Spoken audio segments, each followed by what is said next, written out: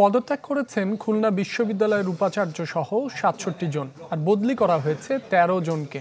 দুপুরে বিশ্ববিদ্যালয়ের চ্যান্সেলরের সচিব এবং মাধ্যমিক ও উচ্চশিক্ষা বিভাগের সচিব বরাবর পদত্যাগপত্র পাঠান উপাচার্য ডক্টর মাহমুদ হোসেন।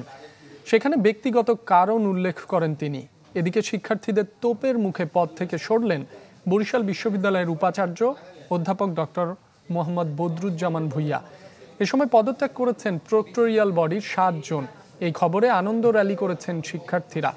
পদত্যাগ করেছেন গোপালগঞ্জ বঙ্গবন্ধু শেখ মুজিবুর রহমান বিজ্ঞান ও প্রযুক্তি বিশ্ববিদ্যালয়ের উপাচার্য ও উপ উপাচার্য।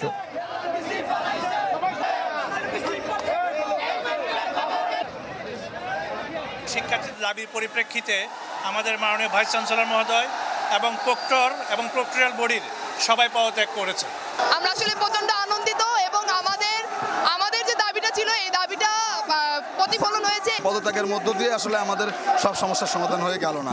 ভবিষ্যতে যেন শিক্ষক নিয়োগের ক্ষেত্রে এবং উপাচার্য নিয়োগের ক্ষেত্রে দলীয় পরিচয়ের বাইরে একটা মানুষের একাডেমিক পরিচয়টাকে বেশি গুরুত্ব দিয়ে দেখা হয়।